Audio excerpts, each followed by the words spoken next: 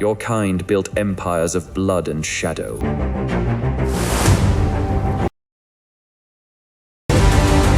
You can try once more.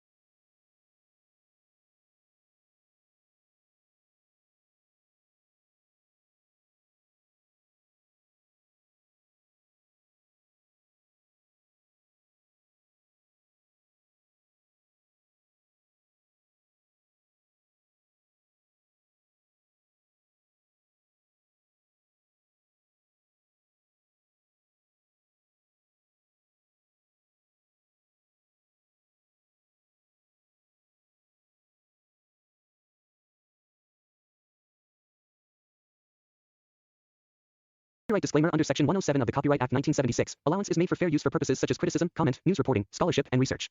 Fair use is a use permitted by copyright statute that might otherwise be infringing. Nonprofit, educational, or personal use tips the balance in favor of fair use.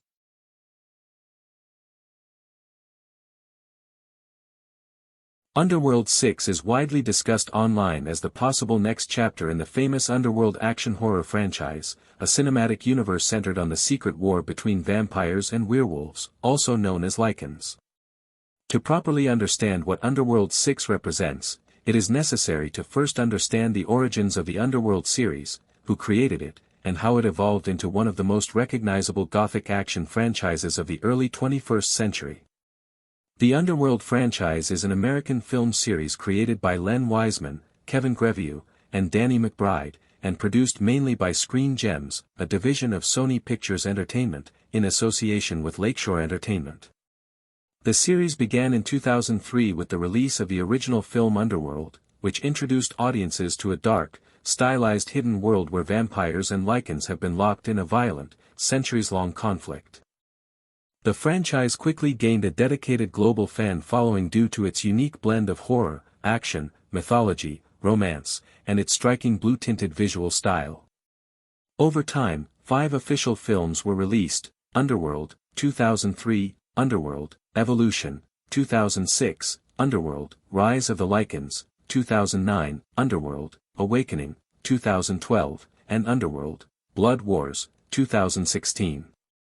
Each film expanded the lore, introduced new characters, and deepened the mythology surrounding the vampire and Lycan races. From the very beginning, the central figure of the series has been Celine, a vampire death dealer portrayed by Kate Beckinsale, whose tragic past, loyalty conflicts, and evolving sense of morality made her one of the most iconic female action heroes in modern cinema. Across the 5 films, audiences watched Celine transform from a ruthless vampire enforcer into a compassionate hybrid warrior fighting not only for survival but also for peace between 2 ancient species. By the time Underworld, Blood Wars concluded in 2016, many story threads appeared to reach a form of closure, but the ending also left enough open narrative space for a potential continuation.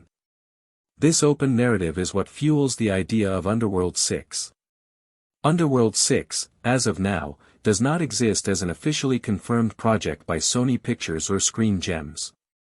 There has been no formal announcement of a 6th installment being greenlit, no officially announced director, no confirmed cast list, and no verified production schedule. However, despite this lack of official confirmation, the idea of Underworld 6 continues to live strongly in fan discussions, speculative articles, and even fake or AI-generated trailers circulating on social media and video platforms. Many fans strongly desire a continuation of Celine's story, while others would accept a reboot or spin-off set in the same universe. Because of this demand, numerous websites have published imagined stories, proposed titles, unverified release dates, and unofficial cast lists under the label of Underworld 6. It is extremely important to understand that the vast majority of such information is not officially verified and should be treated as speculation or fan fiction rather than confirmed cinema news. Still, based on the established narrative of the franchise and the way Blood Wars concluded, many writers and fans agree on a general direction that an Underworld 6 story would likely follow if it were ever produced. At the end of Underworld, Blood Wars, Celine finally defeats the last major Lycan threat, Marius, and his ally Samira, the corrupt vampire leader. She secures the safety of her daughter Eve, who possesses a unique hybrid bloodline believed to hold the key to ending the war forever. Celine herself drinks from the blood of the Nordic Coven's sacred spring, granting her enhanced powers and officially restoring her status as a true elder among vampires. The film ends with Celine and David standing on a balcony overlooking a new dawn for the vampire race, symbolizing hope, rebirth, and the possibility of a future without endless war. This ending could naturally lead into Underworld 6 as a story focused on the fragile aftermath of that victory. In most speculative versions of Underworld 6, the central tension is no longer simply between vampires and Lycans, but between old-world power structures and new evolutionary bloodlines. A common rumored idea suggests that a long-forgotten ancient vampire sect, sometimes referred to as the Pure Bloods, emerges from centuries of hiding. These purebloods are depicted as the original vampires, far older and more powerful than any clan seen before, who believe that both modern vampires and Lycans are impure abominations that must be wiped out. In this storyline, the purebloods return not to join the war but to end it entirely through complete extermination. In such a narrative, Selene would once again be forced into conflict, not only to protect the vampires she once served but also to save the Lycans, as the survival of both species becomes intertwined. Eve, her hybrid daughter, would be central to the plot, hunted by the purebloods for her unique DNA, which represents the next possible stage of supernatural evolution. Some speculative versions introduce a new antagonist, often imagined as a pureblood queen or king, whose goals extend beyond domination into total control over both supernatural and human worlds. This antagonist is typically portrayed as having abilities far beyond anything previously seen in the franchise, forcing Selene into the most dangerous battle of her life. In many fan-created storylines, Underworld 6 would explore deeper philosophical themes than earlier films, such as the cost of immortality, the corruption of absolute power, the meaning of legacy, and whether peace is truly possible between beings created through violence and bloodshed. The tone would remain dark, brutal, and action-packed, but with a heavier emotional focus on Selene's role as both a warrior and a mother. Her relationship with Eve would become the emotional core of the story, replacing the romantic subplot that previously revolved around Michael Corvin, the original hybrid who disappeared after Underworld, Awakening. Another popular speculative narrative suggests that Underworld 6 would focus on a global supernatural crisis, where the hidden existence of vampires and Lycans finally begins to collapse. Secret wars erupt in major cities across the world, drawing the attention of human governments and militaries. As advanced technology mixes with supernatural warfare, the ancient hidden world that once thrived in the shadows becomes exposed. In this version of the story, Selene leads a coalition of vampires, Lycans, and hybrids in one final attempt to stop both the supernatural extremists and the human response that threatens to annihilate all non-human life. This concept would elevate the franchise from a hidden gothic conflict into a full global sci-fi war, significantly expanding the scale of the series. In terms of cast, almost all serious fan speculation revolves around the possible return of Kate Beckinsale as Selene. However, Beckinsale herself has publicly stated in the past that Underworld, Blood Wars would likely be her final appearance in the role, due to the physical toll of the action and her desire to move on to other types of projects. This statement significantly weakens the likelihood of Underworld 6 continuing directly with Selene as the protagonist, unless the studio convinces her to return or uses digital techniques, recasting, or a narrative workaround. Other characters who could logically return include David, played by Theo James, who was positioned as the new leader of the vampire covens at the end of Blood Wars, and potentially Eve, who would likely be recast as an older character if the timeline moves forward. As for who would create Underworld 6, if it were officially produced, it would almost certainly involve Screen Gems and Sony Pictures once again, as they control the franchise rights. Past directors of the series include Len Wiseman, Patrick Tatopoulos, Mans Marland, and Bjorn Stein.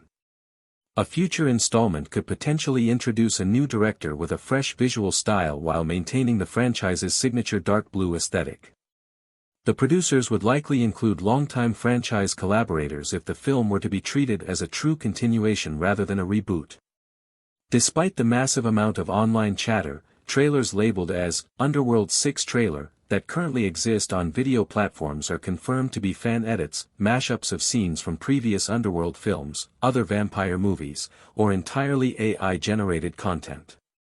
No official teaser, trailer, poster, or marketing campaign for Underworld 6 has been launched by any legitimate studio. Likewise, no verifiable filming locations, shooting schedules, or behind-the-scenes production reports exist. Any claimed release dates, such as 2024, 2025, or 2026, are purely speculative and not supported by official studio communication. The reason Underworld 6 remains such a persistent topic of interest, even without official confirmation, is because the Underworld franchise occupies a unique cultural position. It arrived at a time when vampire and werewolf mythology was becoming increasingly popular in mainstream cinema, yet it differentiated itself through its mature tone, heavy use of tactical gunfighting, leather-clad gothic fashion, and a war-driven storyline rather than romance-driven drama. While other franchises explored supernatural romance, Underworld focused on military-style conflict, ancient betrayal, and political power struggles among immortals. This gave the series a loyal adult fanbase that continues to demand more content even years after the last film's release. Financially, the Underworld films were moderately budgeted but consistently profitable, especially at the international box office. This economic factor alone keeps the possibility of a future sequel, reboot, or expanded universe alive. In the modern era of streaming platforms and cinematic reboots, it is entirely possible that Underworld could return not as a traditional theatrical sequel but as a streaming series, reboot, or spin-off focusing on a new generation of vampires and Lycans. Some industry analysts believe that if a sixth installment ever happens, it may not be titled Underworld 6 at all but instead presented as a soft reboot or legacy sequel. From a storytelling perspective, the Underworld universe still contains vast unexplored territory. The origins of the very first vampires, the spread of Lycan bloodlines across different continents, the role of humans who are aware of the hidden world, and the unexplored hybrid mutations all present rich narrative potential. A new installment could expand beyond the European-centric covens previously shown and explore vampire and Lycan cultures in Asia, Africa, or South America, giving the franchise a fully global scope. Unlike many long-running franchises that lose coherence over time, Underworld maintained a relatively consistent internal mythology.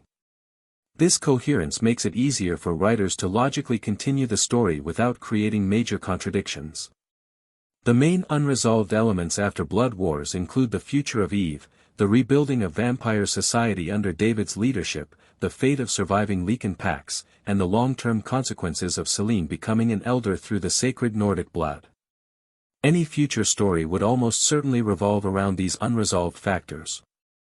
At the same time, the absence of an official Underworld 6 announcement also reflects the challenges the franchise faces. The dwindling returns of later installments, the changing tastes of global audiences, and the growing competition from superhero and high-budget fantasy franchises all make studios cautious. Additionally, Kate Beckinsale's departure from the series would require a major narrative shift, which always carries financial risk. Recasting such an iconic role is rarely accepted easily by fans. In conclusion, Underworld 6 exists today primarily as a concept sustained by fan imagination, online speculation, and the enduring popularity of the Underworld universe itself. There is currently no solid proof that a sixth film is in active development, no officially confirmed plot, cast, or release date, and no authentic trailer.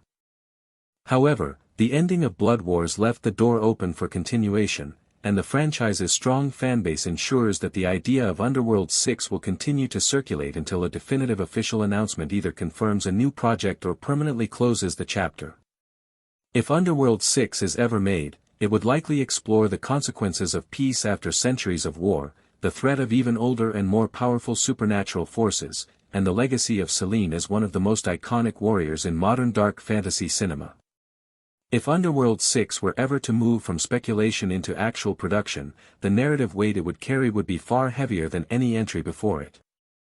By this stage, the Underworld universe would no longer be merely a story of two rival species locked in endless combat.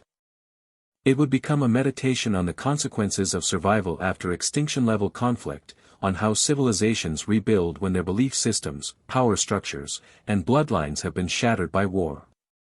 Selene's transformation from a weapon of war into a symbolic guardian of balance is the emotional and philosophical bridge that any sixth installment would inevitably have to cross. Her character arc across 5 films is not simply about gaining power, but about learning the cost of loyalty, the weight of truth, and the burden of leadership she never sought but ultimately inherited. From a purely narrative perspective, one of the most compelling directions for Underworld 6 would be to focus on the generational shift represented by Eve and the aftermath of her disappearance from the franchise. Eve, as the first true natural hybrid born rather than artificially created, represents the evolutionary future of both vampires and Lycans. Her bloodline merges speed, strength, immortality, and adaptation in a way that could end the ancient biological imbalance that fueled the war in the first place. A future story could explore Eve as an adult figure living in hiding, struggling with identity, hunted not only by enemies but also feared by potential allies who see her as too powerful to exist freely. Her relationship with Selene would carry emotional weight not only as mother and daughter but also as symbols of two different eras of the supernatural world, one forged in endless war and the other born from its uneasy end. Another powerful potential direction for Underworld 6 lies in the political rebuilding of the vampire covens. With the death of corrupted elders and the rise of David as a reluctant yet legitimate leader, vampire society stands at a crossroads between reform and relapse. Centuries of hierarchy, manipulation, and blood slavery cannot be undone overnight. Some covens would likely seek peace and cooperation with remaining Lycan packs, while others would resist change and attempt to resurrect the old ruling structure through sabotage, rebellion, and secret alliances. This internal conflict could be just as dangerous as any external threat, especially if remnants of extremist Lycan warlords or ancient vampire bloodlines exploit these divisions for their own gain. The Lycans, too, would face a crisis of survival and identity. Long portrayed as an enslaved and later militarized race, the Lycans in a post-Blood Wars world would struggle to redefine themselves without a unifying enemy. Some packs might seek coexistence with vampires under fragile treaties, while others, scarred by generations of torture and exploitation, would reject any form of alliance. The psychological scars of centuries of bondage would not vanish simply because a single tyrant has fallen. A realistic Underworld 6 would likely depict these tensions through brutal civil conflicts, rogue packs, and radical factions that believe peace itself is a betrayal of Lycan blood. The human world remains one of the most underexplored aspects of the Underworld mythology, despite being constantly affected by the collateral damage of supernatural wars. Earlier films established that some human institutions were aware of the hidden world, but Underworld 6 could bring this thread to the forefront. In a modern global surveillance age of drones, satellites, and mass digital recording, it becomes increasingly difficult for supernatural wars to remain hidden. The exposure of vampires and Lycans to the public eye would fundamentally change the balance of power. Governments would attempt to weaponize supernatural biology, corporations would seek to commercialize immortality, and black market genetic experimentation would proliferate. In such a world, Selene and Eve would no longer be hunted only by monsters but by humanity itself, blurring the moral lines that once seemed so clear. Thematically, Underworld 6 would almost certainly move away from the simple binary of hero versus villain and focus more deeply on moral ambiguity. The franchise has always thrived on the idea that neither vampires nor Lycans are purely good or evil, both are capable of unimaginable cruelty and deep loyalty. A sixth installment could push this further by presenting antagonists whose motivations are rooted not in conquest but in philosophical belief. An ancient vampire sect seeking extinction of all mutated bloodlines might genuinely believe they are restoring natural order. A rogue hybrid faction might believe that domination of all species is the only way to prevent humanity from destroying them. These ideological conflicts would elevate the narrative beyond physical warfare into a struggle of worldviews. From a cinematic standpoint, any attempt to revive the franchise through Underworld 6 would require a careful balance between honoring the established visual identity and modernizing its presentation. The blue-gray color grading, slow-motion gunfights, and leather-clad gothic aesthetic became iconic for the series, but modern audiences are accustomed to more grounded lighting, complex choreography, and large-scale visual effects. A successful continuation would need to respect the franchise's roots while evolving its style to compete with contemporary action and fantasy films. Advances in CGI would allow for far more detailed hybrid transformations, large-scale supernatural battles, and more immersive world-building than was possible in earlier installments. Financially and strategically, a studio considering Underworld 6 would likely approach it not just as a single sequel but as a potential gateway to a revived franchise universe. In today's entertainment landscape, where interconnected universes dominate popular culture, Underworld is uniquely suited for expansion into serialized storytelling. A film could be paired with streaming spin-off series focusing on specific covens, Lycan packs, or hybrid experiments. Prequels exploring ancient vampire wars, or distant future stories examining the ultimate fate of immortal species, could emerge as part of a larger Underworld narrative ecosystem. One of the biggest uncertainties surrounding Underworld 6 remains the legacy of Selene without Kate Beckinsale. Beckinsale's portrayal defined the character so completely that many fans struggle to imagine any continuation without her. Her physical performance, emotional restraint, and commanding screen presence established Selene as a rare example of a female action hero who was never defined by romance or vulnerability alone. Any attempt to recast the role would face immense scrutiny and resistance. Alternatively, the franchise could shift its focus entirely to a new protagonist, possibly Eve or a new hybrid warrior, with Selene existing only as a legendary figure referenced in dialogue and historical recounting. The emotional core of any sixth installment would depend heavily on whether it chooses to continue Selene's story directly, conclude it definitively, or pass the torch to a new generation. A final appearance by Selene could be framed as a sacrificial act to secure lasting peace for both species, bringing her character arc full circle from a tool of war to a guardian of the future. This type of ending would align with the tragic heroic tradition the franchise has always embraced, where survival often demands personal loss. Culturally, the Underworld franchise occupies a unique space in early 2000s cinema history. It arrived during a period when dark fantasy, industrial rock soundtracks, and stylized action were deeply influential among younger audiences.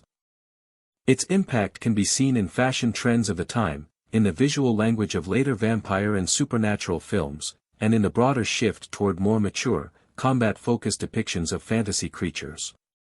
The continued interest in Underworld 6 reflects not only fans' love for the story but also a deep sense of nostalgia for the era in which the franchise first emerged. For many viewers, Underworld represents a gateway into darker, more adult-oriented fantasy cinema.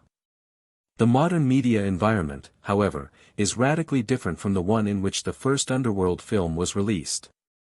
Audience expectations are higher, competition is more intense, and the box office alone no longer determines a franchise's success. Streaming numbers, global digital performance, and social media engagement now play equally important roles.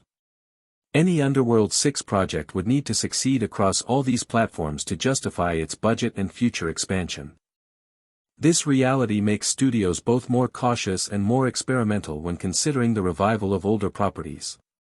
Despite all these challenges, the persistent online interest in Underworld 6 demonstrates a key truth: the world of vampires and Lycans created over 2 decades ago still resonates. Fans continue to create artwork, fiction, trailers, and theories not because the franchise is currently active, but because its mythology, characters, and atmosphere left a lasting emotional imprint. Selene's journey of betrayal, loss, and resilience mirrors timeless heroic narratives found in ancient mythology, only transplanted into a modern Gothic war setting.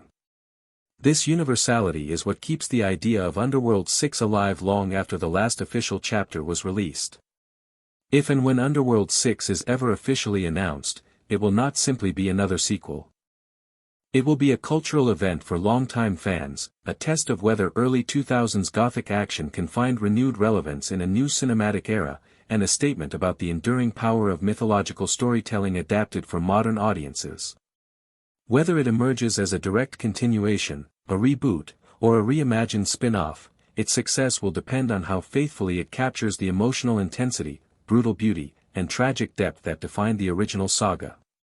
Until such an announcement is made, Underworld 6 remains suspended between reality and imagination, existing as both a symbol of unfinished storytelling and a testament to the lasting impact of the Underworld universe. It stands as a reminder that some stories continue to live not because they are officially continued, but because audiences refuse to let them die. And in a franchise built on immortality, blood, and endless war, perhaps that lingering survival is the most fitting legacy of all.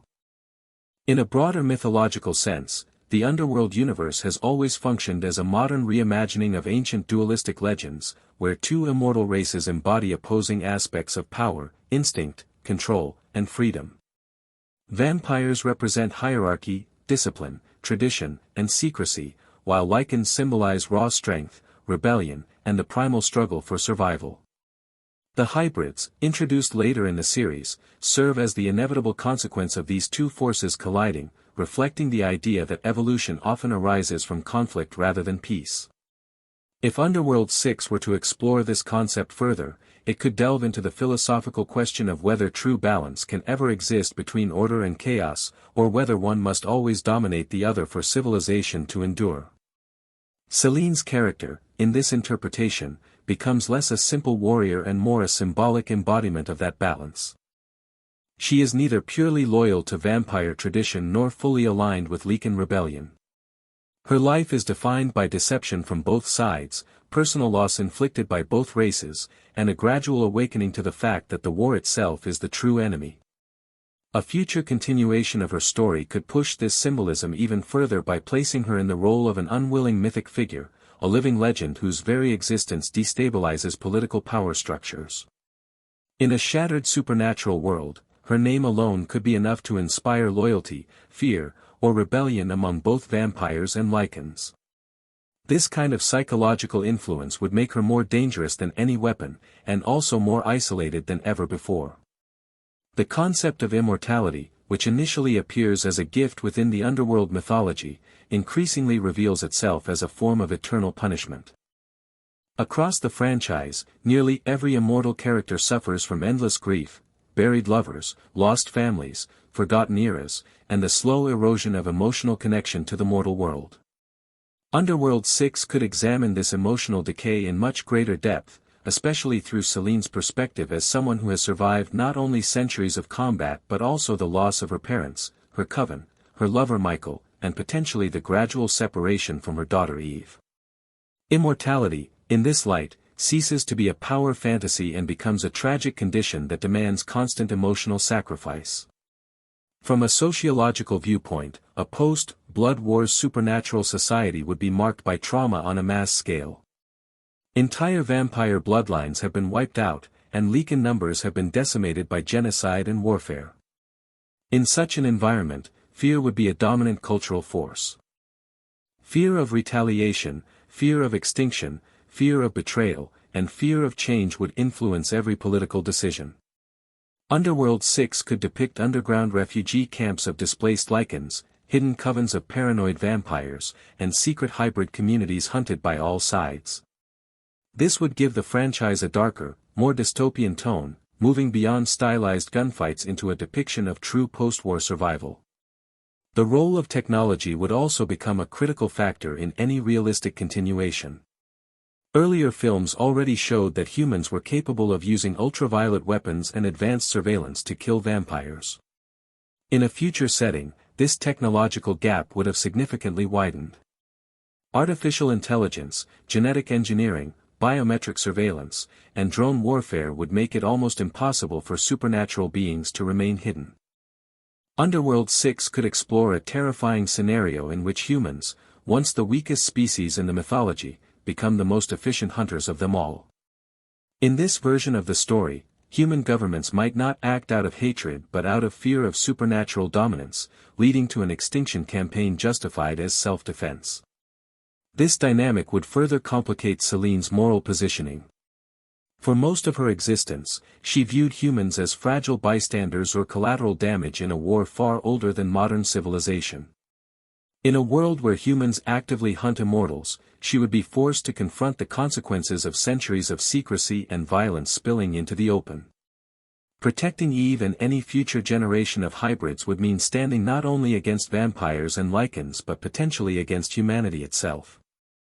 This shift would transform the franchise into a three-sided conflict, raising the stakes higher than ever before. Psychologically, a sixth installment could deepen the franchise by focusing on the internal cost of endless warfare rather than just its external brutality.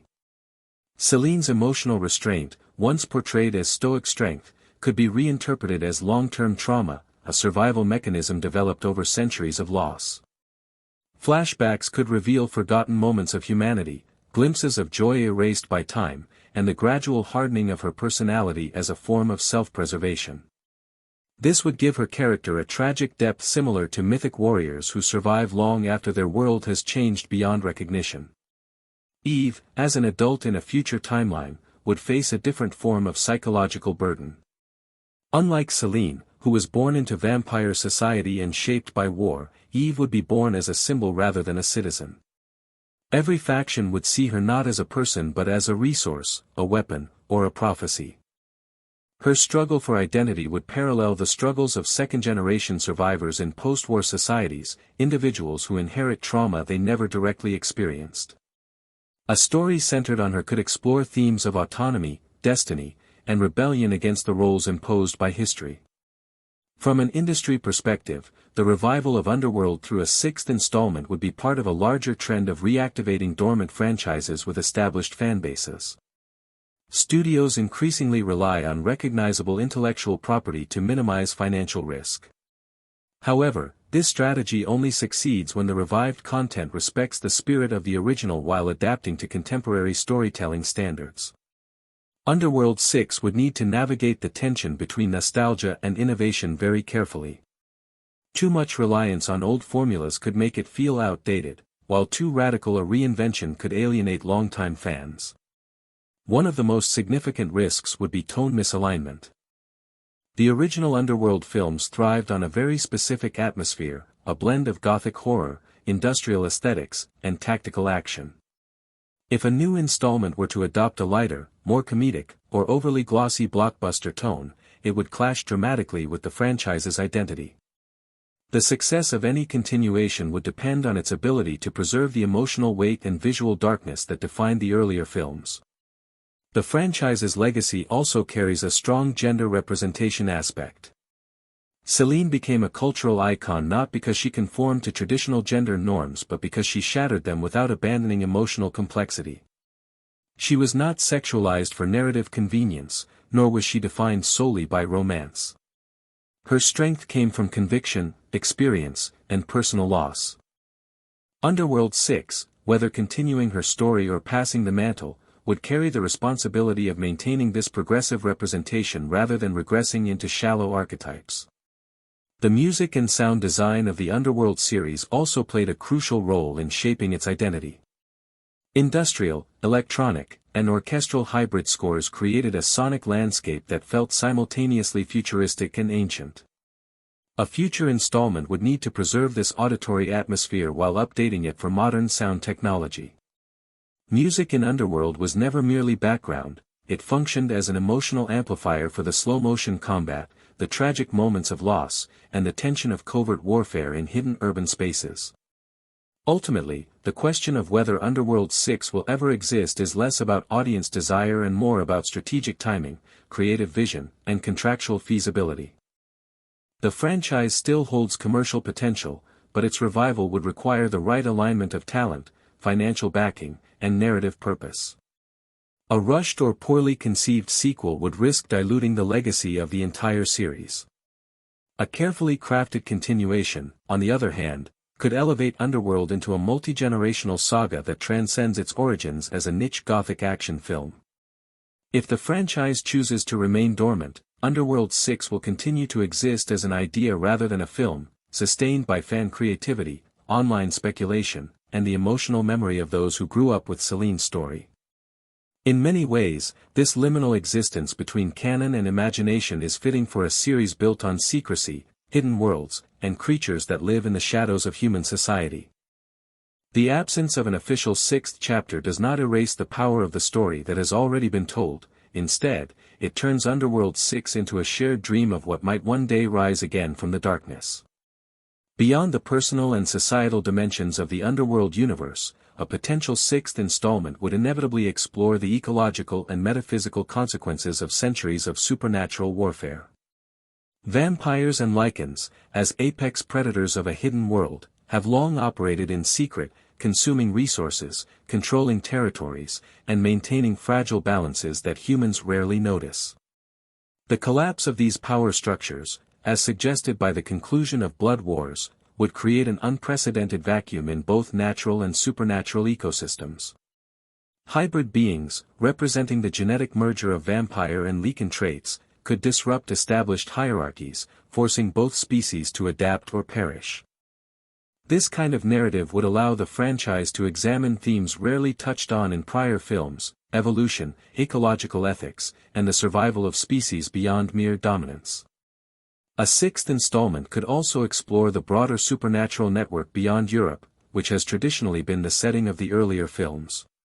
Asian, African, and South American vampire and Lycan societies might be introduced, each with distinct customs, abilities, and political philosophies. Such an expansion would allow the story to explore the universality of power struggles, the diversity of supernatural evolution, and the interconnectedness of immortal species on a global scale. It would also provide opportunities for complex storytelling, as alliances and conflicts could shift dynamically across continents, creating a geopolitical map of supernatural power that mirrors the complexity of human history. The philosophical implications of hybrid existence would likely become central to the narrative. Hybrids, as products of forced or natural evolution, challenge the very notion of species identity. They embody both the destructive tendencies of their progenitors and the potential for a new order. Eve, or other new hybrids introduced in Underworld 6, would likely grapple with this duality, facing existential questions about loyalty, morality, and the ethics of power. Their abilities would render them extraordinarily powerful, but also isolated, as neither traditional vampire covens nor Lycan packs could fully accept them.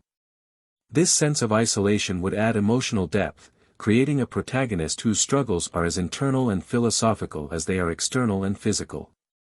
In addition to character-driven exploration, the narrative stakes of Underworld 6 would likely be heightened through political intrigue and betrayal. Vampire society, rebuilt under David or another leader, would not be monolithic. Internal factions, competing for influence and control, would challenge the fragile peace. Meanwhile, surviving Lycan groups, scarred by historical oppression, might harbor grudges or ambitions that conflict with the broader goal of coexistence. These political tensions would allow the story to move beyond simple action sequences, incorporating espionage, deception, and moral ambiguity into the heart of the plot.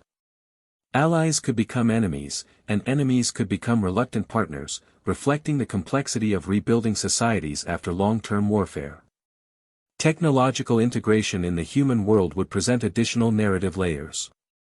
As previously suggested, advanced surveillance systems, AI-powered tracking, and weaponized biotechnology would drastically alter the balance of power between humans and supernaturals.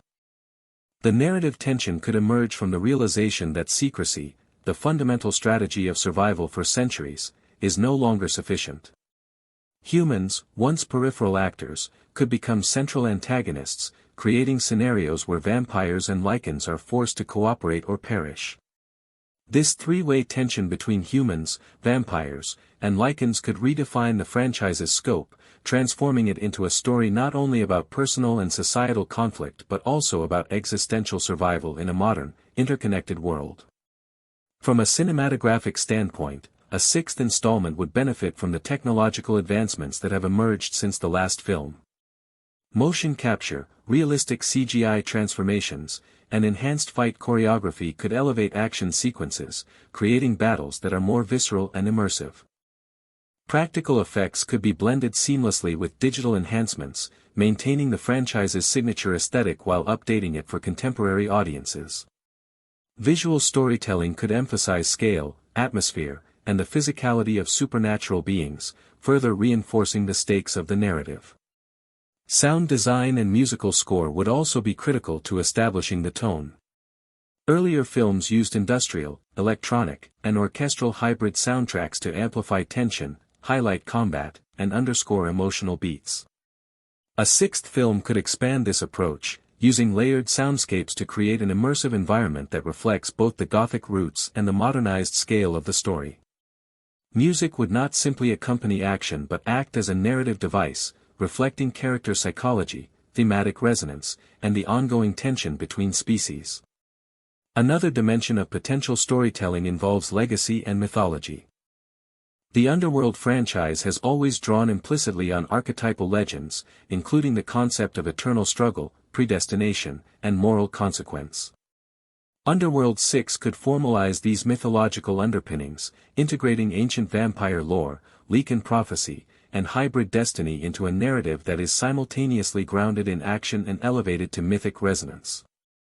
Characters could encounter long-forgotten texts, ancestral rituals, and hidden knowledge that reframes their understanding of power, identity, and purpose.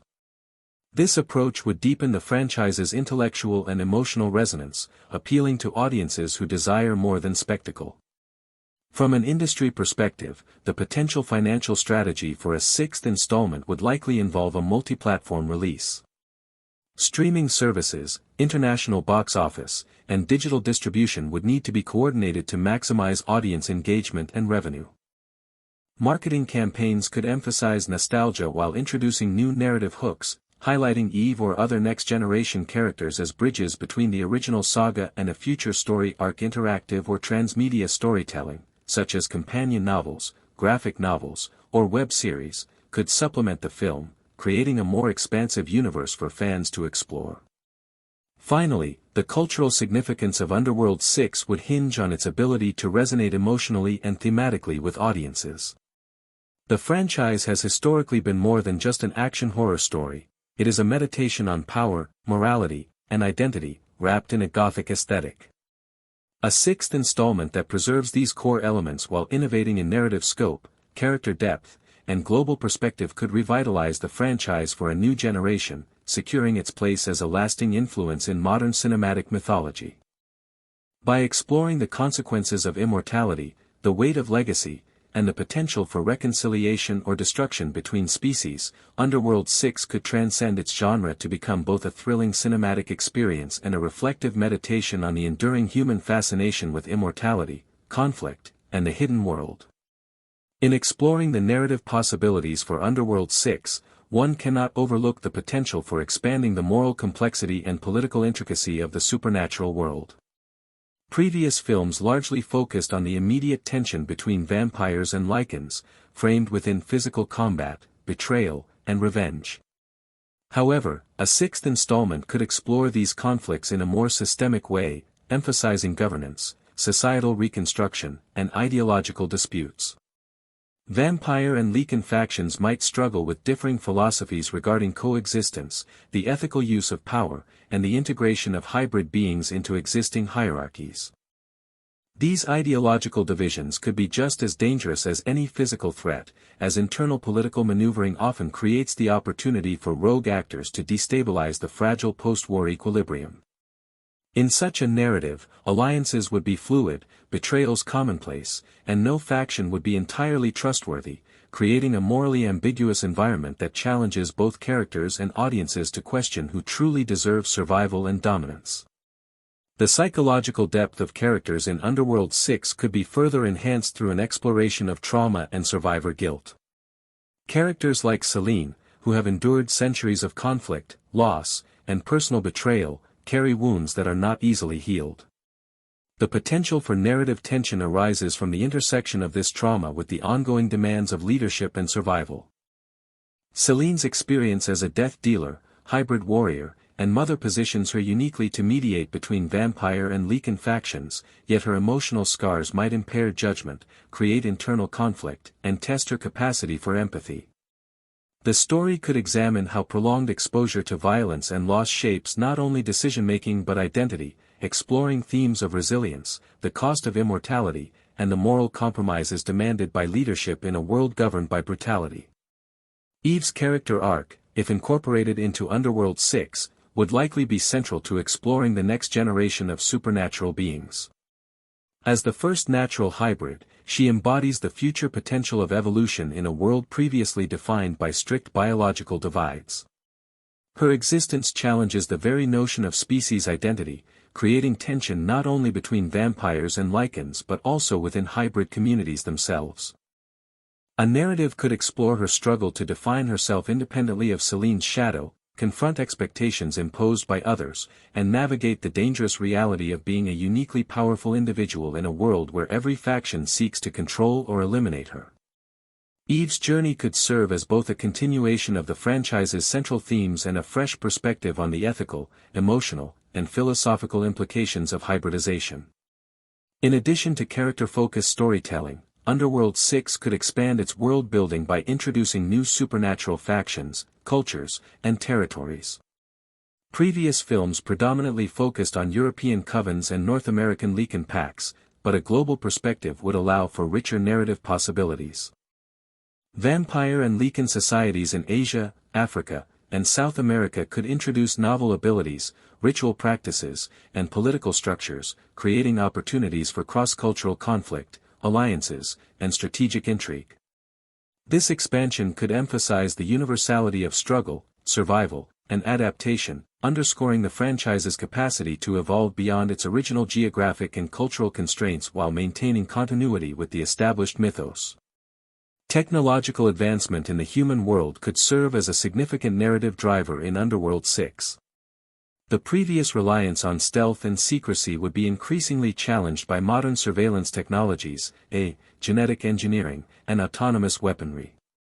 Human intervention could shift from passive observers to active participants in supernatural conflict, creating a three-way dynamic where vampires, Lycans, and humans each pose existential threats to one another. This development would force traditional supernatural hierarchies to adapt rapidly, creating scenarios where old alliances must be renegotiated and unconventional strategies become essential for survival.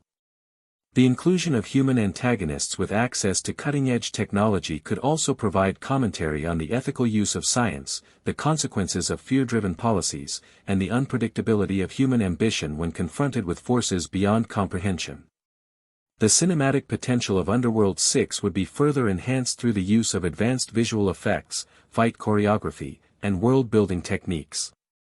Motion capture, realistic digital transformations, and integrated practical effects could render hybrid battles, supernatural abilities, and environmental destruction with unprecedented detail and immersion. Expansive urban landscapes, hidden coven sanctuaries, and devastated territories could be depicted with cinematic depth, creating a visually compelling backdrop for the emotional and political drama unfolding within the story. A careful balance between spectacle and narrative substance would be essential to maintain the franchise's distinctive aesthetic while appealing to contemporary audiences accustomed to large-scale, high-quality visual storytelling. Sound design and music would continue to play a vital role in establishing the atmosphere and emotional resonance of Underworld 6. Previous films utilized a combination of industrial, electronic, and orchestral music to heighten tension, underscore emotional beats, and amplify the intensity of combat sequences. A future installment could further develop this approach, employing layered soundscapes to reflect the psychological states of characters, the shifting dynamics of factions, and the environmental impact of supernatural warfare. Music could become a narrative device in itself, guiding audience perception and enhancing the immersive experience of the hidden world. From a franchise perspective, Underworld 6 presents opportunities for transmedia expansion. Streaming platforms, serialized content, and supplementary media such as graphic novels or interactive storytelling could extend the narrative universe beyond the cinematic release. Such expansion would allow for deeper exploration of underrepresented factions, character backstories, and the historical evolution of vampire and Lycan societies. This strategy would enable the franchise to maintain engagement across multiple platforms, cater to a diverse audience, and potentially establish Underworld as a multi-generational narrative property capable of sustaining long-term interest and profitability. Finally, the cultural and thematic significance of Underworld 6 lies in its capacity to explore enduring human concerns through a supernatural lens. Themes of power, morality, identity, loyalty, and evolution resonate across time and culture, providing a framework for storytelling that is simultaneously entertaining and intellectually engaging. By balancing action, horror, and philosophical exploration, Underworld 6 could reaffirm the franchise's relevance in a modern cinematic context, offering audiences both the thrill of supernatural warfare and a profound meditation on the consequences of immortality, conflict, and the pursuit of coexistence in a complex and unpredictable world. At the heart of any continuation of the Underworld saga lies the inevitable question of legacy, not only in terms of bloodlines but in terms of ideology, memory, and sacrifice. The ancient war between vampires and Lycans was never simply about territory or power, it was rooted in generational hatred passed down through stories, propaganda, and manipulated history. Underworld 6, if it were ever realized, would likely confront this inherited hatred directly. Characters of the new era would question why they are expected to hate, kill, and die for a conflict that began long before their time. This narrative shift would mark a philosophical evolution of the franchise, where younger vampires, Lycans, and hybrids begin to challenge the authority of their elders, exposing uncomfortable truths about the origins of the war and the lies that sustained it. In this environment of ideological fracture, memory itself becomes a weapon. Ancient elders who survived millennia would still cling to their version of history, shaping doctrines that justify their continued dominance. Meanwhile, suppressed records, forbidden texts, and hidden testimonies could surface, revealing that many of the foundational myths behind the war were deliberately twisted to control populations. A future story could revolve around the discovery of such lost knowledge, triggering a crisis of faith among entire factions. Vampires might learn that their sacred blood rituals were built on deception. Lycans might discover that their so-called curse was once an engineered form of slavery rather than a natural affliction. This revelation could destabilize both societies more profoundly than any physical battle. Celine's role in this ideological reckoning would be uniquely complex. As both a survivor of the old regime and a symbol of the new order, she would be forced to confront the fact that she herself once enforced the very lies she now seeks to dismantle. The personal guilt arising from this realization could become one of the most emotionally powerful aspects of her character arc. Rather than merely fighting enemies, she would be fighting against the consequences of her own past actions, grappling with the knowledge that she was once an instrument of corruption even when she believed she was serving justice. This internal conflict would elevate her struggle beyond survival into one of moral redemption. Eve's journey, by contrast, would reflect the psychological conflict of a generation born into the aftermath of catastrophe. She would not experience the war as an active combatant in its early phases but as a shadow that defines her existence. Her identity would be shaped by stories of destruction she never witnessed yet cannot escape. The burden of being the key to the future would isolate her from any normal sense of belonging. Underworld 6 could portray her as a figure caught between rebellion and responsibility, torn between rejecting the supernatural world that exploits her and accepting a destiny that demands sacrifice.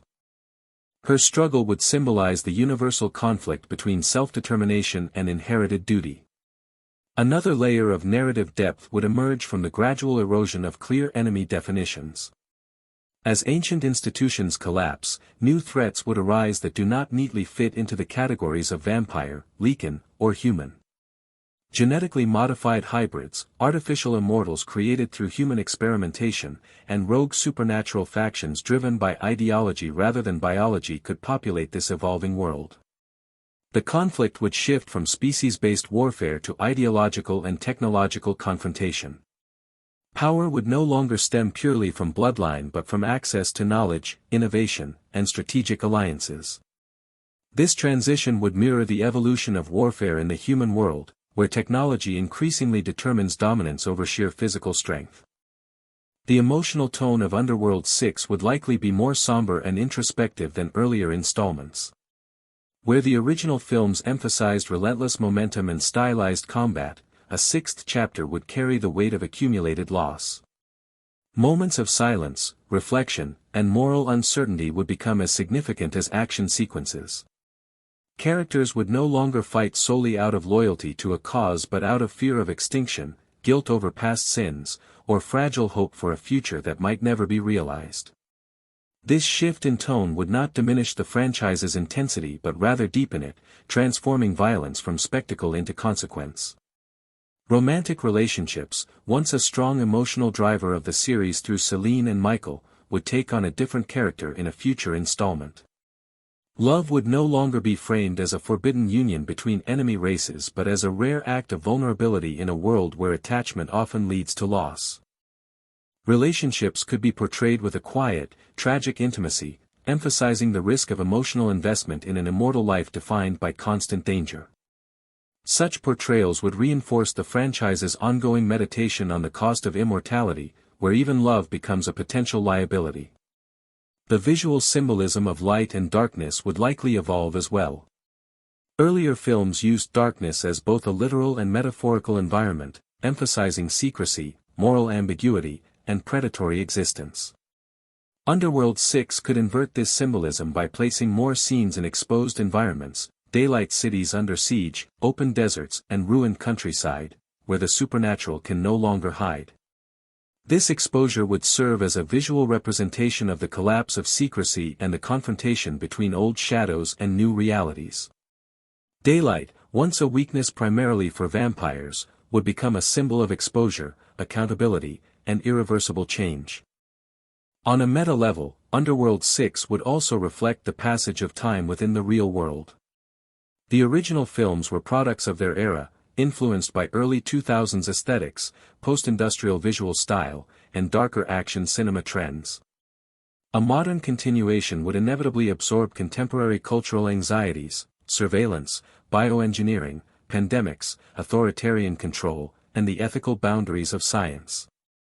By integrating these themes into its supernatural framework, Underworld 6 could resonate with modern audiences not only as escapist fantasy but as a distorted reflection of present-day fears and dilemmas.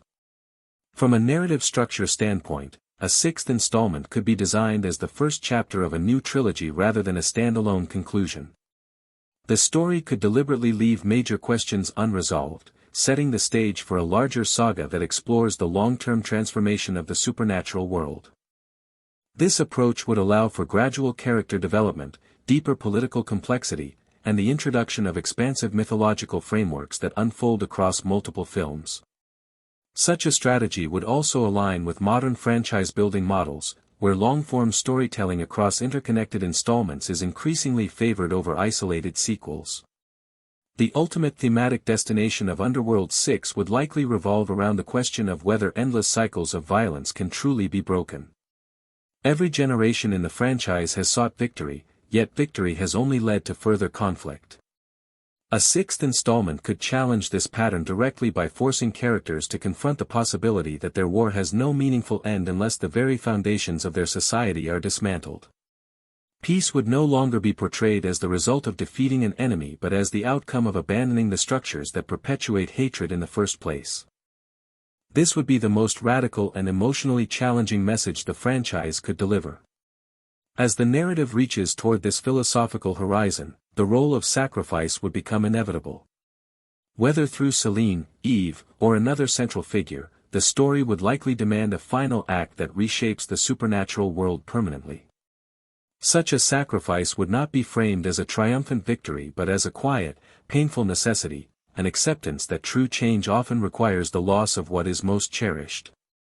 This tragic dimension has always been embedded within the Underworld saga, and a sixth installment would amplify it to its most profound expression. As the speculative narrative of Underworld 6 moves toward its final act, the accumulated weight of centuries of conflict would press down on every surviving character with unprecedented intensity. The supernatural world, once hidden and structured by ancient laws, would stand on the edge of either complete transformation or total extinction. Every alliance would feel temporary, every decision irreversible. The idea of neutrality would vanish entirely, as even those who once lived in isolation would be forced to choose a side or be crushed between greater powers. The war would no longer belong solely to vampires and Lycans, it would become a struggle for the very definition of existence in a world where immortality, evolution, and technology collide. Selene, at this stage of the story, would no longer be defined primarily as a warrior, but as a living relic of a dying age. Her presence would symbolize both the failures and the hopes of the past. To the old factions, she would represent betrayal and disruption. To the younger generation, she would be a legend whose life embodies the price of resistance. The emotional tension surrounding her would not arise from whether she can still fight, but from whether she can finally lay down her weapons. The possibility that her role is no longer to destroy enemies but to choose the moment of ending the war itself would define the gravity of her arc. Eve's transformation would reach its emotional peak in this phase of the story. No longer a child hidden away for protection, she would emerge as a conscious actor shaping the future. Unlike Selene, whose identity was forged in battle, Eve's identity would be shaped by choice. She would face a decision unlike any before in the franchise: whether to embrace her hybrid nature as a tool of domination or redefine it as a bridge between species. Her internal struggle would reflect the deepest philosophical question of the saga, whether power exists to control or to reconcile. The burden of this choice would be immense, as every path would demand sacrifice. The antagonistic forces of Underworld 6 would also evolve beyond the traditional imagery of tyrannical elders and brutal warlords. The final threat could take the form of a collective ideology rather than a single villain, a movement driven by the belief that the supernatural world is inherently flawed and must be reset through extinction or forced evolution. This ideology could be shared by extremist vampires, rogue Lycans, human scientists, and even disillusioned hybrids. The danger would not come from one enemy to be defeated, but from a worldview that spreads like a contagion, legitimizing genocide as progress. This would make the climax of the story less about defeating a single foe and more about confronting an idea that justifies endless destruction. The battleground itself would change accordingly. Instead of secret tunnels and abandoned industrial zones, the final conflict might unfold in exposed, symbolic locations, ruined cities, ancient sanctuaries brought into the open, or sites where the original vampire and Lycan bloodlines were first created. These locations would serve as physical manifestations of memory and consequence, where the past and future collide in visible form. The destruction of such places would not only be a tactical loss but a spiritual one, signaling the irreversible collapse of old identities. Humanity's role in the climax would be the most unpredictable factor. No longer mere observers, humans with access to advanced surveillance, bioengineering, and mass weaponry would now possess the capability to exterminate supernatural species on a scale never before possible. Yet within humanity itself, divisions would exist between those who seek annihilation and those who recognize the ethical catastrophe such an act would represent. These internal human conflicts could mirror the ancient divisions among vampires and Lycans, reinforcing the narrative idea that the cycle of fear and violence transcends species. In such a scenario, the possibility of coexistence would appear almost impossible, yet it would remain the only meaningful alternative to extinction.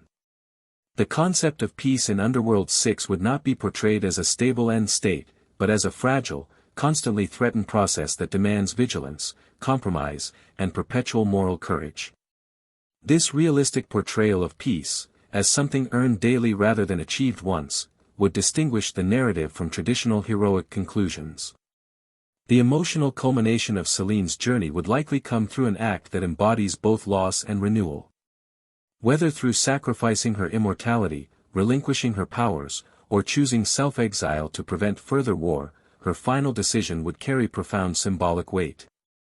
Such a choice would represent the ultimate rejection of the endless cycle of vengeance that defined her existence. Rather than dying as a martyr, she might choose to live as an ordinary being, finally freed from the burden of eternal war, or fade into legend as a guardian who disappeared once her purpose was fulfilled. Either outcome would serve as a deeply human resolution to a character who spent most of her existence suppressing her humanity. Eve's destiny, in contrast, would embody continuity rather than conclusion. Her survival would represent possibility rather than closure. The future she inherits would be unstable, uncertain, and dangerous, but it would also be unchained from the ancient hierarchies that dominated her predecessors. She would not be crowned as a ruler in the traditional sense but recognized as a symbol of a new beginning, a being not defined by species hatred but by potential unity. Her journey would suggest that while the scars of the past cannot be erased, they do not have to dictate the future. The final moments of a hypothetical Underworld 6 would likely avoid absolute resolution. Instead of depicting a perfect peace, the story might end with fragile signs of change, a ceasefire rather than a treaty, an alliance rather than a unification, a moment of understanding rather than complete harmony. This open-ended conclusion would honor the franchise's persistent theme that true endings are illusions, and that survival itself is an ongoing struggle rather than a final victory. The lasting message of such an ending would not be triumph but consequence. Every gain would be shadowed by loss, every victory tempered by memory. The world that emerges from the conflict would not be purified but transformed, imperfect, wounded, and uncertain, yet no longer imprisoned entirely by the hatred of the past. This would align with the darkest and most mature philosophical undertones of the Underworld saga, that progress is never clean, that peace is never free, and that immortality only deepens the weight of every choice. If Underworld 6 were ever to be realized in this form, it would stand not merely as another entry in a supernatural action series, but as a somber, reflective conclusion to a long meditation on war, power, and survival. It would transform the franchise from a story about hidden monsters into a universal allegory about the cost of endless conflict and the fragile hope of breaking its cycle.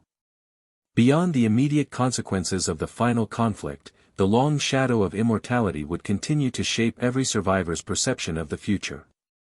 Even after the collapse of ancient regimes and the emergence of new alliances, the memory of what was lost would never truly fade. Immortal beings do not forget as humans do, their memories are not softened by time but sharpened by it. Each fallen comrade, each destroyed coven, each betrayed alliance would remain vivid across centuries. Underworld 6 could explore how societies attempt to build a future while carrying an unerasable past, showing that immortality does not grant emotional immunity, but rather intensifies the burden of remembrance. In this fragile post-conflict world, trust would become the rarest and most valuable currency. Treaties would be signed not with optimism, but with suspicion. Every alliance would be tested not only by external threats but by the ghosts of old grievances. Vampires who once thrived on rigid hierarchy would struggle to adapt to cooperative structures. Lycans, long shaped by the psychology of resistance and survival, would find it difficult to accept vulnerability without interpreting it as weakness.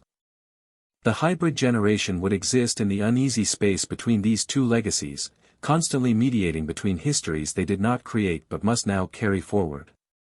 The spiritual dimension of the underworld mythology would likely gain greater prominence in this stage of the story. Earlier films touched briefly on sacred bloodlines, rituals, and ancient covens, but a sixth installment could expand these elements into a more fully developed metaphysical framework. Questions surrounding the origin of vampirism, the true nature of the Lycan curse, and whether immortality itself was ever meant to exist could become central philosophical conflicts. Ancient beliefs once dismissed as superstition might reveal hidden truths about the forces that shape the supernatural world. This spiritual awakening could challenge the dominance of pure physical power, suggesting that knowledge and meaning may ultimately prove more transformative than strength. The role of prophecy, long hinted at through the existence of unique hybrids, could take on greater narrative importance. Rather than presenting fate as a rigid destiny, Underworld 6 might explore prophecy as a living, evolving interpretation shaped by human and supernatural choices. Eve's existence, once framed as a predetermined solution to the war, could be reinterpreted not as the fulfillment of fate but as a test of whether beings can rise above it. This shift would reinforce the franchise's deeper philosophical message that destiny is not imposed but forged through sacrifice, courage, and responsibility.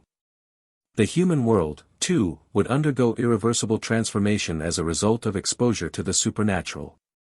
Scientific communities would fracture between those seeking to understand immortality for humanitarian purposes and those pursuing it as a weapon. Political systems would struggle to incorporate the reality of immortal species into their legal and moral frameworks. The question of whether vampires, Lycans, and hybrids possess fundamental rights as sentient beings would ignite global ethical debates. Underworld 6 could mirror real-world discussions on genetic engineering, artificial intelligence, and bioethics through this supernatural lens, making the story resonate with contemporary societal concerns. From an emotional standpoint, the long-term aftermath of the conflict would be defined by quiet suffering rather than explosive violence. Cities might be rebuilt, covens reformed, and packs reorganized, yet the personal cost of survival would linger in small, intimate moments. An immortal warrior standing alone before the graves of those who never made it. A Lycan elder teaching children who will grow up in a world that barely remembers the war. A hybrid struggling with guilt over having survived when entire bloodlines vanished. These moments of stillness would provide the emotional counterweight to the franchise's signature kinetic action. The idea of home would take on new meaning in a transformed underworld. For centuries, vampires and Lycans defined home as territory to be defended or conquered. Underworld 6 could redefine home as a state of belonging rather than a physical stronghold. Sanctuaries would be built not to prepare for war, but to protect life. This conceptual shift would represent the deepest transformation of the franchise's worldview, moving from survival through domination to survival through coexistence. At the same time, the lingering possibility of relapse into violence would never fully disappear. Extremist factions would inevitably arise, fueled by unresolved hatred, hunger for power, or fear of change. These groups would operate in the shadows, testing the stability of the new order. Their existence would serve as a constant reminder that peace is not a permanent condition but an ongoing struggle against human and supernatural nature alike. Underworld 6 could conclude with this uneasy tension intact, refusing the comfort of absolute resolution. In the broader arc of the franchise, this unresolved tension would reinforce the idea that immortality does not grant narrative closure. Stories do not end for beings who do not die, they only change form. The end of one age becomes the prologue of another.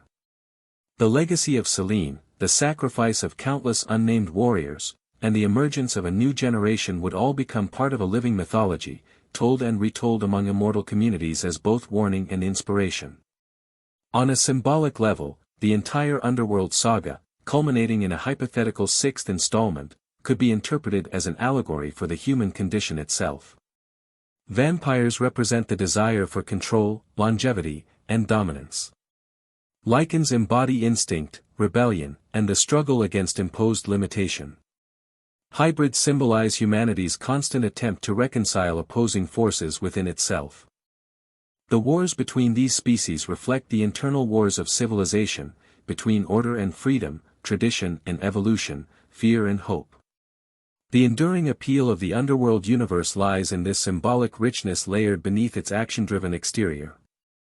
Even without an officially confirmed Underworld 6, the story continues to live because it speaks to these fundamental human tensions in a heightened, mythic form. A sixth installment, if it were ever to be realized, would not merely extend a franchise but deepen an ongoing philosophical exploration of what it means to fight, to survive, and ultimately, to change. And in this sense, Underworld 6 already exists, not as a completed film, but as a conceptual space where imagination, memory, and speculation converge. It exists in the unanswered questions left behind by Blood Wars, in the emotional investment of fans who followed Selene's journey for over a decade, and in the timeless fascination with worlds that remain hidden in the darkness just beyond the reach of ordinary sight. As the hypothetical era shaped by the events of Underworld 6 continues to unfold, the passage of time itself would become a central narrative presence rather than a silent background force. For immortal beings, time is not merely a sequence of days but a vast landscape through which identity, memory, and purpose slowly erode and reform. The survivors of the Great Conflict would come to understand that even after the collapse of ancient hierarchies and the emergence of fragile peace, time would test every ideal that had been fought for. Agreements made in desperation might weaken in prosperity. Principles forged in tragedy might dissolve in comfort. Underworld 6 could thus explore the slow, almost invisible decay of noble intentions as centuries pass and new generations inherit a world whose origins they only half understand. In this long aftermath, history would become both a teacher and a weapon. Victors and survivors would shape official records to legitimize the new order, while suppressed factions would preserve alternative versions of the past in secret. Storytelling, oral tradition, and forbidden archives would become battlegrounds of memory, where truth and propaganda blur. Younger vampires, Lycans, and hybrids would grow up hearing conflicting accounts of the same war, each narrative shaping their loyalties and fears in different ways. In this environment, truth would no longer be a stable foundation but a contested territory, vulnerable to distortion by those who seek power. Selene's legacy within such a world would take on almost mythic proportions. Over centuries, her actions would be retold in countless forms, some reverent, some critical, some entirely fictionalized. To some, she would be remembered as the warrior who shattered the old regimes. To others, she would be accused of unleashing the very chaos that nearly destroyed the supernatural world. Over time, the historical Selene would fade, replaced by a symbolic figure whose image serves political purposes rather than historical accuracy. This transformation from living individual to contested legend would underscore the tragedy of immortality, that even endless life cannot protect one's truth from being reshaped by time. Eve's role in this evolving mythscape would be equally complex. As a living bridge between species, she would embody both continuity and rupture. Her very existence would question rigid definitions of identity, forcing societies to confront the artificial boundaries they once treated as divine law. Yet she would also be burdened by the impossible expectation of embodying unity in a world that still harbors ancient wounds. Underworld 6 could suggest that her greatest struggle would not be external enemies but the gradual realization that even symbolic figures cannot heal all divisions. Her humanity, more than her power, would become the source of her inner conflict. In parallel, the role of humans in the transformed world would continue to evolve in unpredictable ways. Initial fear and hostility might give way to uneasy coexistence in some regions, while in others it could harden into institutionalized violence. Black market trade in supernatural biology, experimental attempts at synthetic immortality, and the creation of augmented human soldiers could blur the boundaries between what is natural and what is engineered. Over time, humanity might become less a separate species in the underworld mythos and more a third supernatural force shaped by technology rather than biology. This shift would further destabilize traditional hierarchies and force all factions to rethink what power truly means. Theological reinterpretations would also arise as centuries pass. Ancient covens once rooted in rigid belief systems would confront existential crises as their prophecies fail to deliver absolute endings. Some religious sects within vampire and Lycan societies might declare the Great War as divine punishment, while others might interpret survival itself as proof of chosen status. These spiritual divisions could become new fault lines for future conflict, demonstrating that even when physical wars end, ideological wars persist in subtler, more enduring forms. Emotionally, the most profound suffering in this long aftermath would arise not from battle but from emptiness. Immortals who once defined themselves through combat and hierarchy would struggle with purposelessness in times of relative peace. The adrenaline of constant danger would fade, leaving behind silence, memory, and unresolved grief. Some would seek meaning through mentorship, teaching younger generations in the hope that knowledge might prevent future catastrophe. Others would descend into isolation, unable to adapt to a world no longer structured by war. This existential disorientation would represent one of the most subtle yet devastating consequences of immortality. Underworld 6, through its speculative lens, thus becomes not merely the story of a war's end but the story of what follows when a civilization built on violence attempts to redefine itself.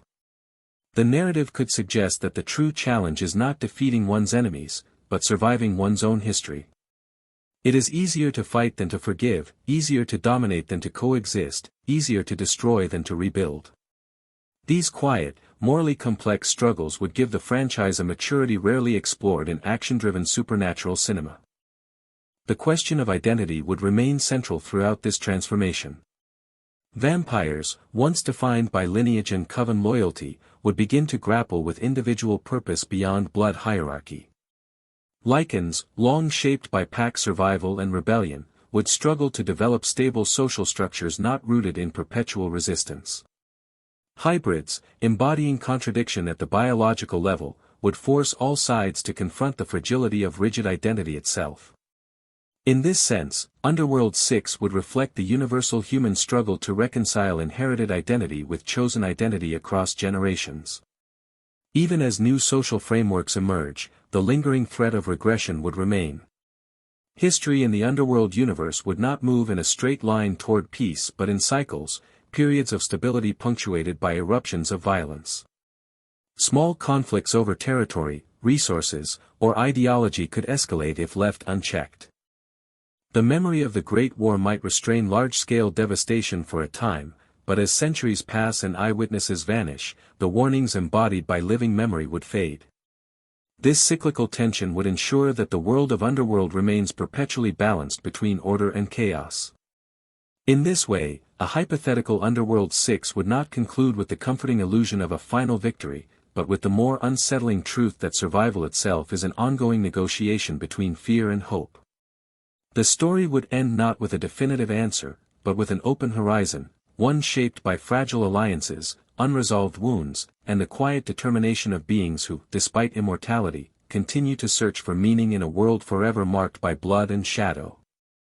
As centuries unfold in this hypothetical Underworld 6, the interplay of memory, myth, and reality would become a defining feature of the supernatural societies. The survivors, vampires, Lycans, and hybrids, would gradually shift from being participants in war to custodians of history. The act of remembering would carry tremendous weight. To forget would be to invite repetition of the past. Ancient bloodlines that survived would meticulously preserve knowledge of battles, fallen comrades, and strategies employed during the war. Simultaneously, hidden factions would create alternative narratives, portraying events in ways that legitimize their authority or vilify their enemies. The contest over memory would become as consequential as any battlefield, shaping loyalty, fear, and identity across generations. For immortals, history is not merely recalled, it is weaponized, manipulated, and passed down as a tool to control the present. Celine's presence in such a landscape would resonate almost mythologically. Over time, the historical reality of her deeds would merge with legend, creating a figure larger than life. Stories of her courage, ruthlessness, and sacrifices would be told and retold, sometimes accurately, sometimes distorted. She would become a symbol of endurance, a cautionary tale, and an inspiration, all at once. Yet within her, the tension between personal truth and public legend would remain. Immortals who remember the real Celine, the fear, the grief, the doubt, would understand her as deeply human, while younger generations might idealize her as an infallible icon. This duality would encapsulate one of the franchise's central themes, the complexity of heroism in a world defined by war and survival. Eve's evolution in this temporal expanse would further complicate the narrative. As the first naturally born hybrid, she embodies both continuity and transformation. Unlike Celine, whose life was shaped by combat and vengeance, Eve's identity would be defined by choice, responsibility, and mediation. She would navigate the delicate balance of bridging vampires and Lycans while resisting the temptation to dominate or control either side. Her struggle would epitomize the franchise's ongoing exploration of moral ambiguity. True power lies not in conquest, but in restraint, empathy, and the courage to act for the greater good even when it risks personal loss. The philosophical implications of hybrid existence would extend beyond personal identity to societal transformation.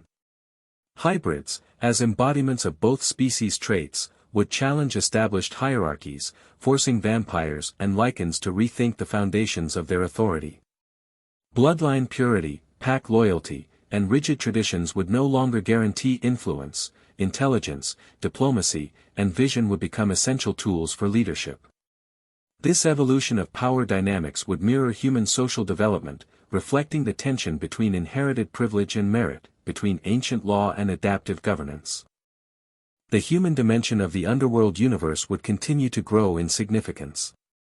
Exposure to the supernatural would force human societies to adapt in ways previously unimaginable.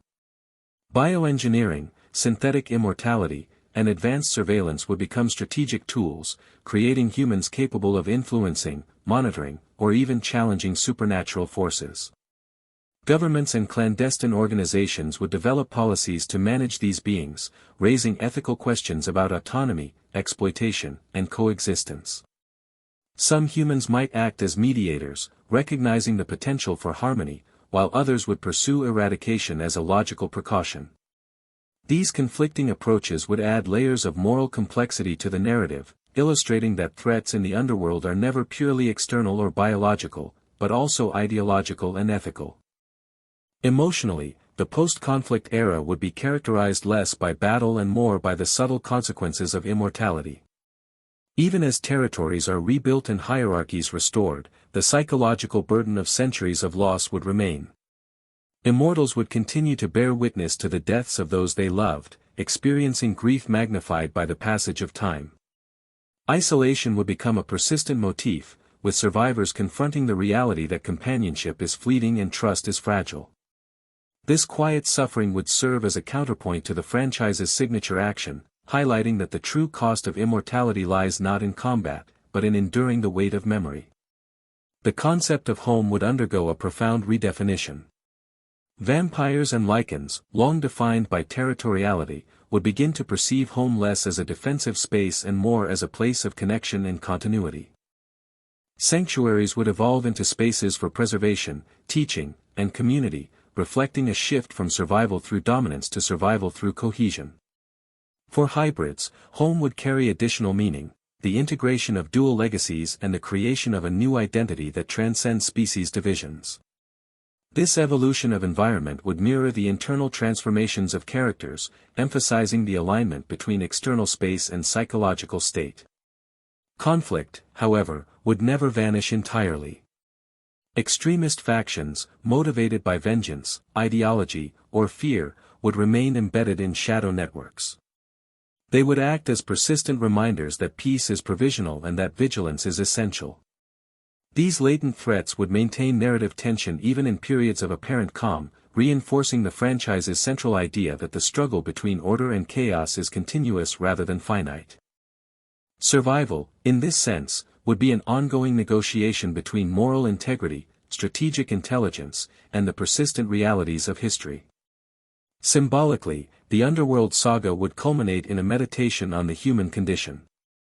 Vampires represent the desire for control, structure, and longevity, Lycans embody instinct, rebellion, and resilience, hybrids symbolize synthesis, adaptability, and the potential for transcendence.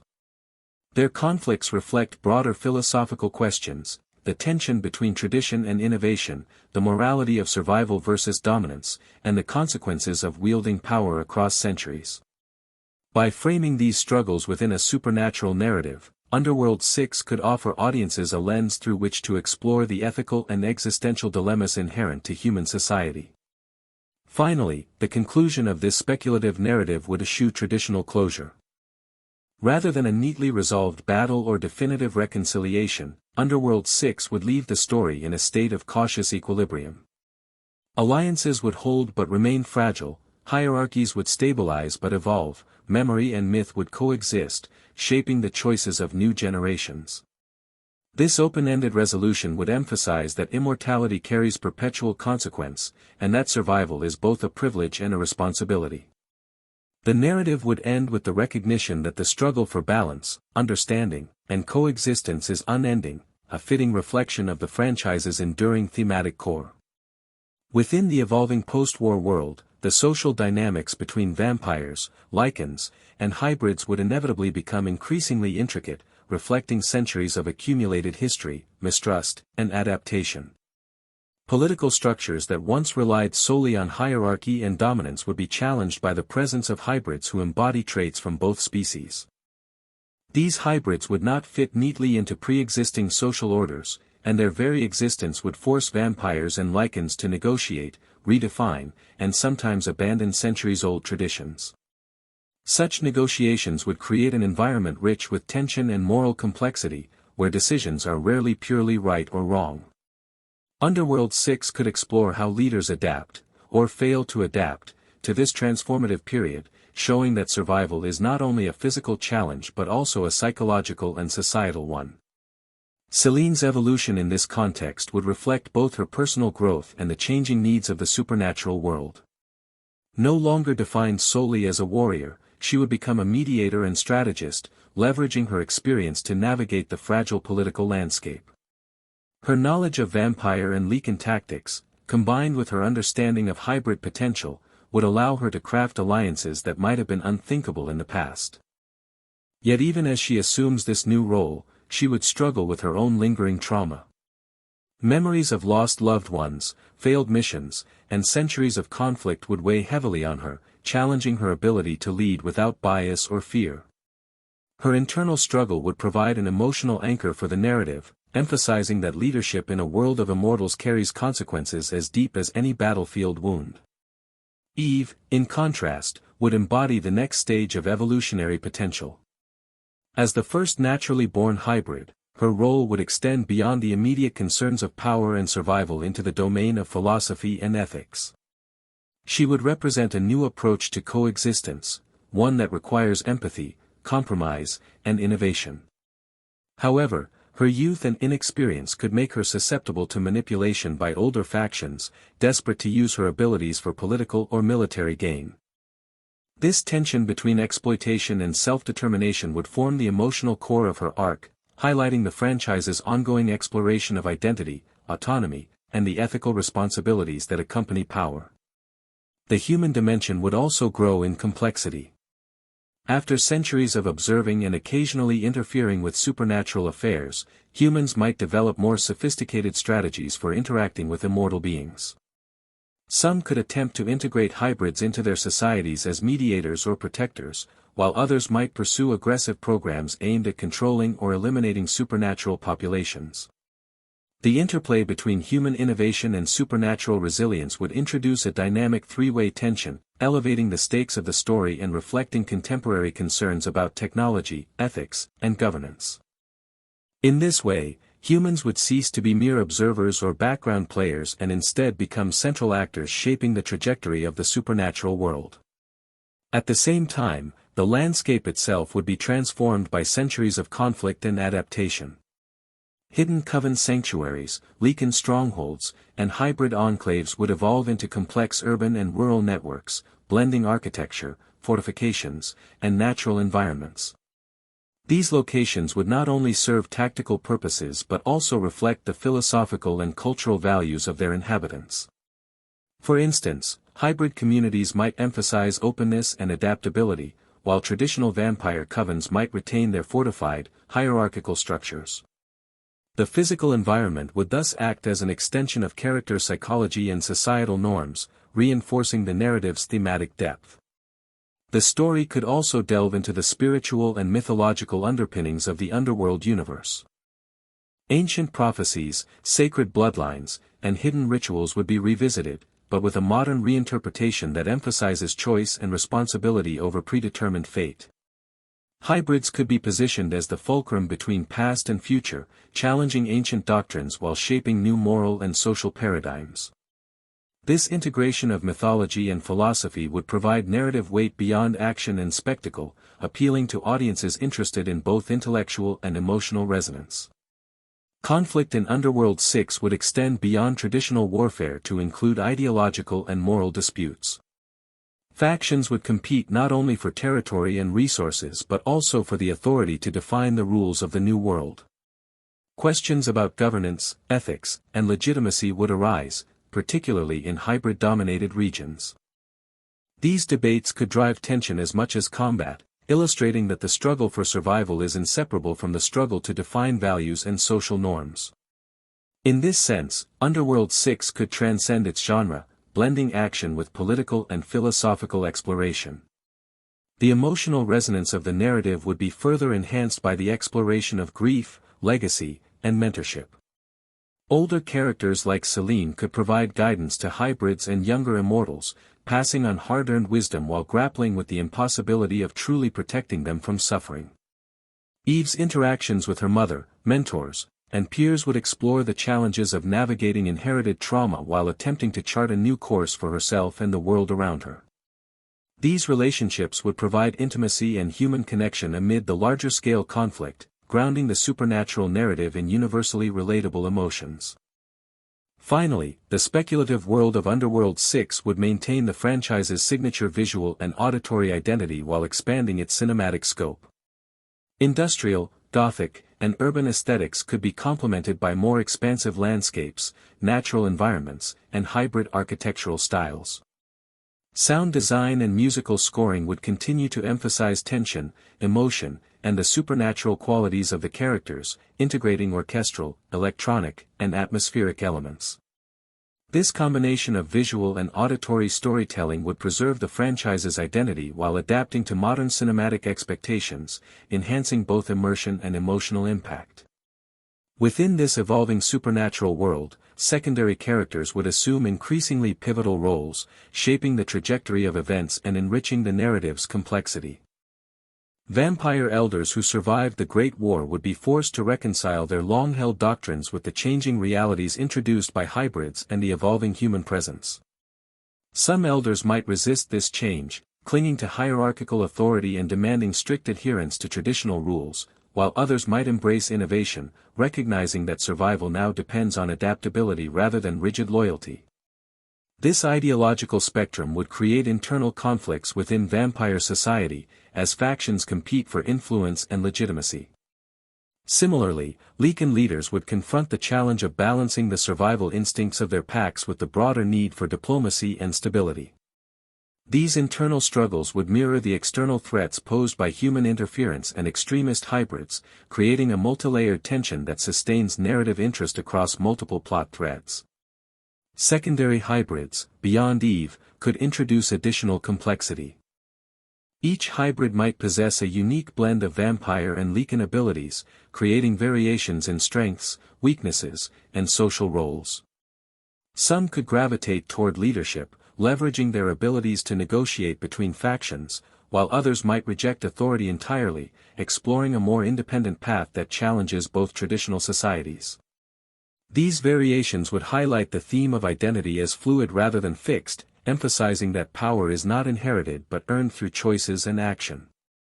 Interpersonal dynamics among hybrids could introduce subplots of rivalry, mentorship, and alliance building, further deepening the narrative texture. The human antagonists of Underworld 6 would likely be multidimensional rather than purely villainous. Scientists seeking immortality or enhanced abilities might believe their actions serve the greater good, while military or corporate factions could justify extreme measures as necessary for humanity's survival. These motivations would create moral ambiguity, forcing the audience to consider ethical questions about intervention, autonomy, and the limits of scientific ambition. By portraying human antagonists in shades of gray, the story would reinforce the franchise's exploration of moral complexity, emphasizing that conflict is rarely a simple matter of good versus evil. The narrative could also explore the interplay of trust and deception on a macro scale. Alliances among vampires, Lycans, hybrids, and humans would be fluid, often contingent on shared interests rather than genuine loyalty. Betrayal could emerge at critical moments, reshaping power dynamics and forcing characters to adapt rapidly to new circumstances. These plot elements would sustain suspense while reinforcing the franchise's core theme that survival requires both cunning and ethical judgment. In a world where appearances are deceptive and intentions are often hidden, characters must navigate a labyrinth of political, personal, and philosophical challenges, each decision carrying long-term consequences. In terms of action sequences, Underworld 6 would likely continue the franchise's tradition of stylized combat while introducing more innovative approaches reflecting the expanded abilities of hybrids and technological enhancements among humans. Battles could involve hybrid leaders utilizing strategic combinations of vampire speed, Lycan strength, and newly discovered abilities to gain advantage in unpredictable ways. Human intervention, through advanced weaponry or experimental biotechnology, would introduce additional variables, making combat outcomes less predictable and more intellectually engaging.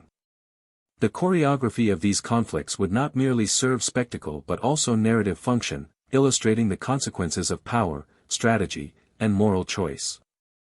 Thematic exploration would remain central, particularly in relation to the consequences of immortality. Characters would be compelled to consider not only survival but also the long-term ethical implications of their actions.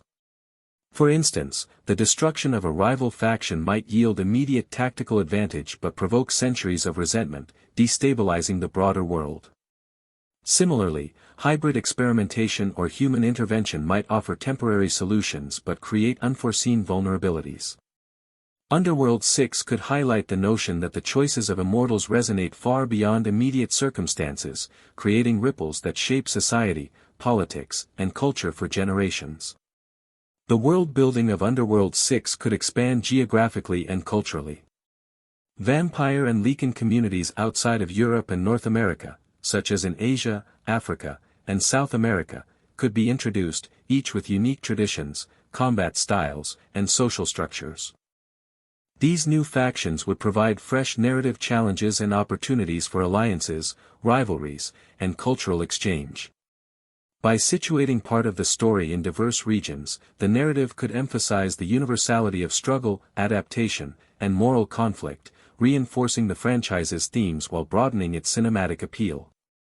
Emotionally, the story would continue to focus on the intimate human, or quasi-human, experiences of characters. Moments of reflection, mourning, mentorship, and ethical decision-making would provide contrast to large-scale battles, ensuring that the narrative retains depth alongside action. These quieter moments would explore the cost of survival, the weight of legacy, and the personal stakes of living in a world shaped by centuries of conflict. Through these intimate portrayals, Underworld 6 could maintain its signature gothic and emotionally resonant tone, appealing to audiences invested in both spectacle and character-driven storytelling. Finally, the conclusion of the film could embrace ambiguity rather than definitive resolution, reflecting the franchise's ongoing philosophical themes. While certain battles may be won and temporary alliances formed, the world would remain inherently unstable, and new challenges would emerge with the passage of time. By leaving the story open-ended, Underworld 6 would highlight the perpetual tension between order and chaos, legacy and innovation, survival and morality, reinforcing the central idea that immortality entails continuous responsibility and ethical engagement. As the narrative of Underworld 6 progresses toward its speculative climax, the interplay between factions would intensify, revealing how centuries of conflict and mistrust shape every decision.